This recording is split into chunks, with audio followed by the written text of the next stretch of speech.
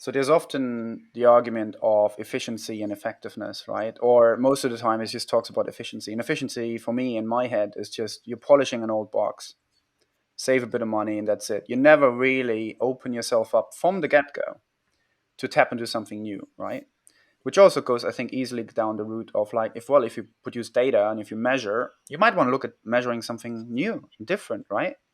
And if you just do efficiency, you actually probably not even consider that. You measure the same old stuff, you stick with the same data sets, and you just polish some numbers. How can you step out of that? The difference between efficiency and effectiveness is a difference between optimization and reinventing, in my opinion. And what I found, one of my favorite tools for contemplating how organizations can not just optimize the value creation process, but how do you reinvent it, is the consumer journey map in design thinking.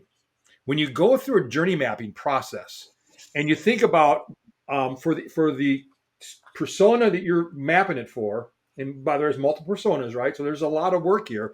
You're identifying they've got something they're trying to accomplish. Maybe it's buying a house or buying a car or selecting a college or whatever it might be. You walk them through those 5 stages of the journey map, and you're going through and identifying what are the high points in that journey map, what are the decisions that drive joy, and what are the decisions that drive pain, and how do I take how do I amplify the pain decisions, and how do I eliminate the pain decisions, right? So one of the exercises we did in my class was we had them build a journey map for going out to eat, right? So you think about there's the epiphany of when I'm going to go out to eat, and there's the joy of deciding where you're going to go. There's the pain in the butt of trying to make a reservation.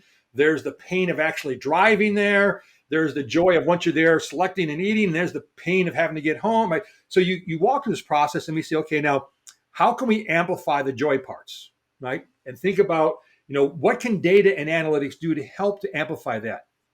But what can we also do with data and analytics to create and reinvent and eliminate the pain points?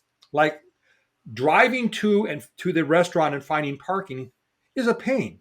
How did we solve that? Uber, right? Uber came out and said, that's a pain point for you. I'll take it on, and now it's no longer a pain point, right? Making a reservation, right? Got on a line waiting to see if they got a table available. How do I eliminate that? The app, Open Table. Go to Open Table. You got a spot available? Click it. Oh, by the way, I even get points. I get free meals too and such. So I think design thinking is a great tool set and a mindset for helping organizations really walk in the shoes of their customers to intimately understand where is value created, the gains, where is value impeded, the pains, and what can I do to monetize both of those by having superior insights, customer, product, and operation insights buried or generated from my data and analytics.